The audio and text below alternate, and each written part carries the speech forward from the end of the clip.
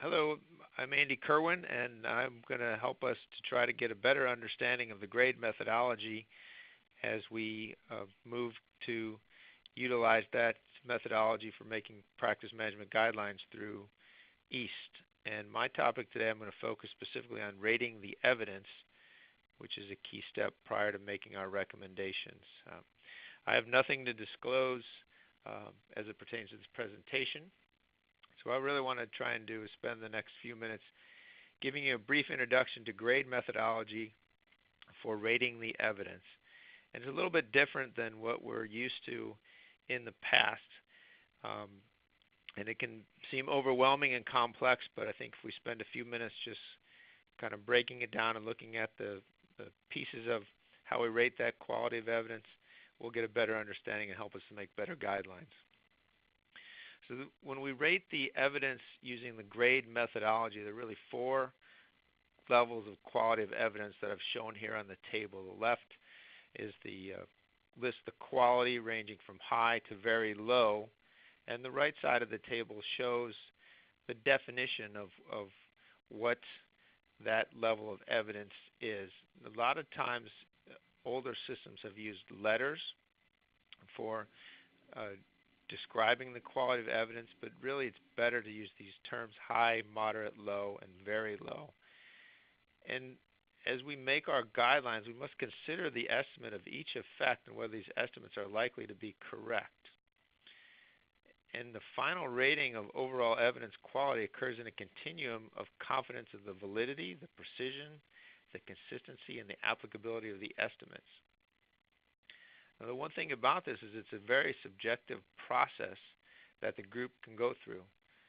But the real key benefit of the grade methodology is that this process is transparent, and there are really strict criteria for making the judgments about the quality of evidence.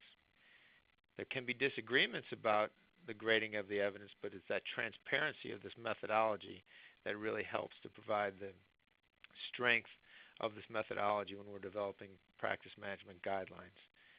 Okay, the grade methodology provides this framework by having definitions and strict criteria and allowing the transparency to be there for the rating of the quality of evidence. Okay, we'll start by looking at the quality of evidence here of whether it's a randomized trial or an observational trial. The old method that we used typically started with randomized trials as high quality and observational or retrospective trials would be low. But the thing about the grade methodology is that depending on the study quality and methodology, either a randomized trial could be a very low quality piece of evidence, or an observational trial could be rated up and become a high quality study. So I've shown here the table beginning looking at each level of evidence, starting with high, moderate, low, and very low. And each side of the table shows the difference in the randomized trials compared to the observational trials. Okay, there are in a high quality randomized trial there would be no serious flaws in the quality study, and if you look here in the lower left corner, in a very low quality study there would be very serious flaws in the design and execution. And I've shown criteria here in the lower right corner for why a randomized control trial would be considered a very low quality study. And if you remember back to our EAST primer on rating evidence when the organization first started developing practice management guidelines, I have them shown here as Class 1, Class 2, and Class 3 evidence. And Class 1 evidence was always prospective randomized controlled trials. These were considered the gold standard of evidence, but really they needed to be drilled down on and looked at more closely to really determine if it was a good quality study. And when we read that EAST primer, it lists a 5-point grading system that looks at randomization, whether it was double-blinded, whether there were withdrawals or dropouts, whether the randomization was appropriate, and whether the blinding was appropriate. And each of those things was given a point or not given a point, and studies that had more than 3 points were considered to be good quality randomized controlled trials with that would be considered Class 1 evidence. The Class 2 data that we look at was data that was prospectively collected and retrospectively analyzed, and Class 3 evidence was retrospectively collected data.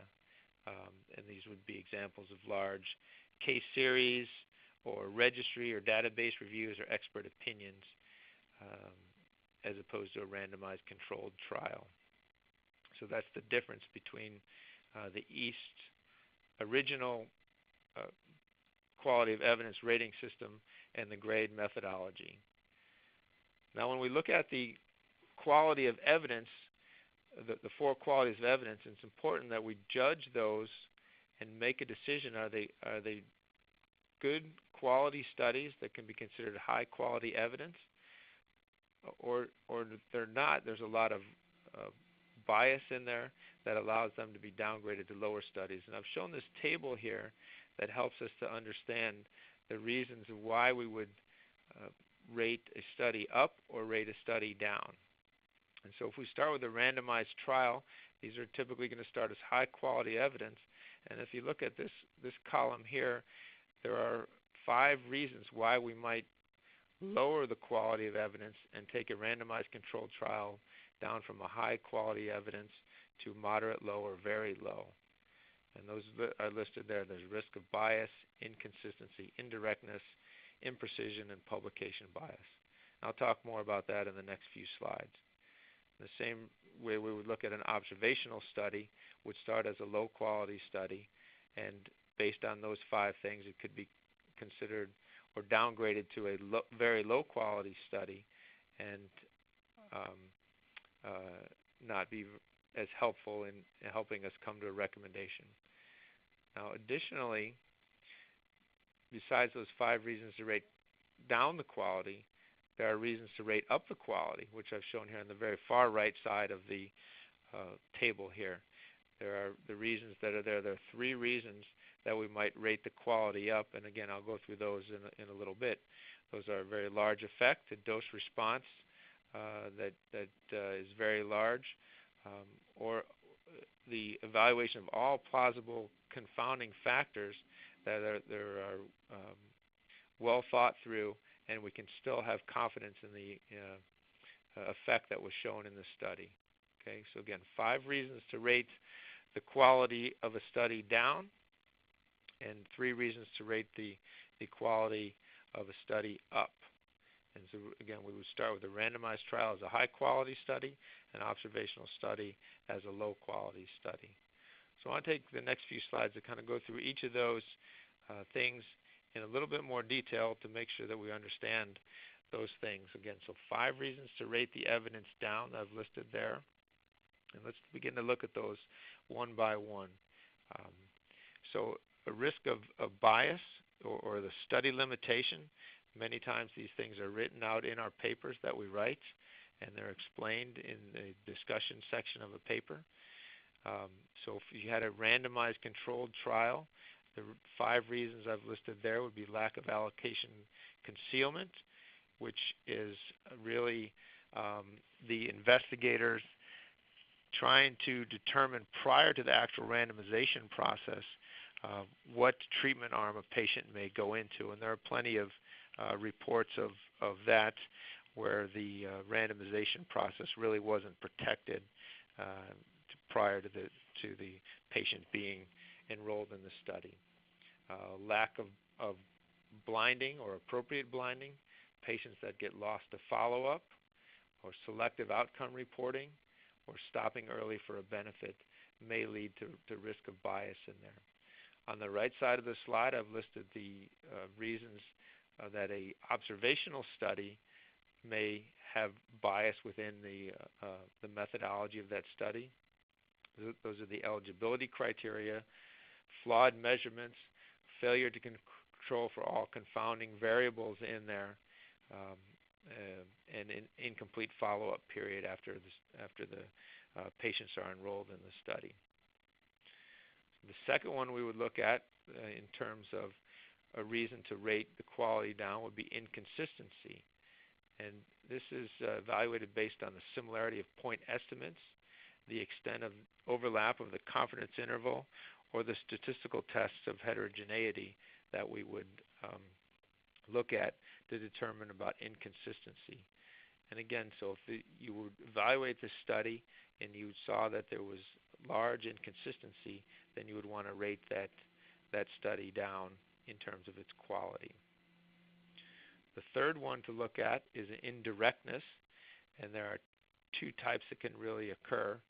The first one would be if we were looking at a drug or an intervention, and those things were not compared head-to-head in a study. And say, for example, you had two different studies where drug A was compared to a placebo in study 1, where drug B was compared to a placebo in study 2, and you wanted to try to decide how the difference in effect of drug A and B really impacted our patients. There's an indirectness there that would cause us to rate the quality of that study down. And the other begins to look at the difference in the patients, the interventions or the comparators, or the outcomes. And so if the patients in the study differed from those that were patients of interest, then that would be a reason to rate the quality of the study down. If your intervention or your comparator to the intervention is tested and is different than the intervention of interest, then another reason to rate that quality down. And then finally, if the outcomes that are in the study are different from the outcomes that we're really looking at, it's the final reason that we would say there's indirectness and we would rate the quality of that study down. The fourth thing we would use to determine the reason to rate a quality or to rate a study down in terms of quality is imprecision, and it's really looking at the confidence interval. The 95% confidence interval is the main thing that we would want to use when we're judging imprecision of a study. And the confidence interval, remember, says that if an experiment were repeated numerous times, a particular proportion of the confidence intervals would include the true value of what we're really studying. And to try to put that a little more simply for those that don't feel confident in their statistical analysis, it's really the range in which the truth really lies in the study, and that's what we want to know. And so when we're looking at a 95% confidence interval, the more narrow that confidence interval is, the more confidence we can have in their evidence that it's really true. Okay? If the confidence interval is not sufficiently narrow, we would rate that evidence down. And if we had a study where we had a very wide 95% confidence interval, you could actually rate that study down 2 levels rather than just 1. Okay? And then the final reason that we would rate quality of evidence down is publication bias. So on the left side of the table, I've listed numerous examples of publication bias. The right side of this study, or I'm sorry, the right side of the table shows the actions that contribute to that publication bias. So remember, we've all done a lot of studies and read a lot of studies. And remember that negative results are much less likely to be published.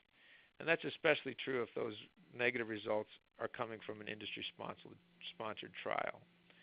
Okay. Also, when we think about studies, we know that small studies with positive results that are industry-sponsored are potentially biased as well. As an author, we may have some bias in terms of which journal we decide to submit an article to. If we're going to submit an article with negative results, we may pick a journal that is lesser known or non-indexed journal so that it's not as widely seen, and so there would be an example of publication bias there. Also, when we get in the peer review process, a negative study may be deemed as non-interesting and may be rejected outright for publication, even though the author was submitting their negative results. Okay, and the other one to kind of think of is example would be in an early phase of identifying a new intervention or a new drug. There tends to be small studies that get published easily because it's a new and perhaps an exciting intervention or drug that's managing a particular problem that we're trying to study. So in that early phase, there's potential for bias to exist in terms of publication. So those are the 5 reasons that we might rate the quality down, and there are 3 reasons we might rate the quality of evidence up. And I've shown those here in the 3 bullet points on the screen here. And one of those is a large magnitude of effect that exists. For example, the use of epinephrine in preventing mortality and anaphylactic shock, or the use of insulin to control hyperglycemia and diabetic ketoacidosis and prevent mortality. Or if there's a very large dose-response gradient that exists, that will be another reason to rate the quality of evidence up. This could be an example of a reduction in the mortality that occurs with the early administration of antibiotics in patients that present with sepsis. And the third and final reason that we would consider to rate the quality of evidence up is when we look at all plausible residual confounders in the study. If we look at those and we can examine those, and as we consider those, we feel that those really increase our confidence in the estimated effect, we can rate the quality of evidence up and say that it's a higher quality study than what we had anticipated based on the initial examination of that study. Okay, so 5 reasons to rate the quality down and 3 reasons to rate the quality of evidence up. Okay. Now the benefits of the grade methodology in using this is that there's clear separation between the quality of evidence and the strength of recommendation. And giving the strength of recommendation has been covered in other talks, so I won't cover that today. But the big thing about utilizing the grade methodology is there's explicit and comprehensive criteria for downgrading and upgrading, and those are the last few slides that I just went through. There's also explicit consideration of the importance of the outcomes to patients when we didn't really have that before in our old methodology. And as I said before, the other important part of this is that it's a transparent process in grading the quality of evidence that allows us then to make our recommendations based on the quality of evidence. This schematic here kind of shows the whole process from start to finish, with the group getting together and forming their PICO questions and looking at studies and determining outcomes that are important that we must choose. And the center part of the box here, the center part of the schematic, shows the rating the evidence portion of this that happens. And then from that step, then as we move forward, we're able to rate that overall quality of evidence either up or down, and that allows us to make our determination of the level of evidence, again, high, moderate, low, or very low, moving away from the A, B, C, D criteria that other systems have used. And then once we do that, then we are now able to either conclude our systematic review or our guideline that we're working on and make our recommendations there.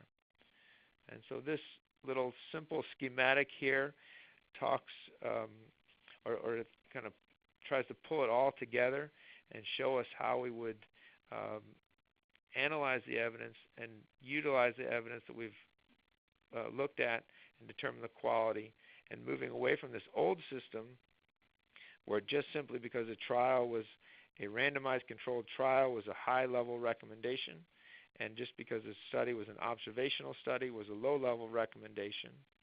We've moved away from that and moved to grade here.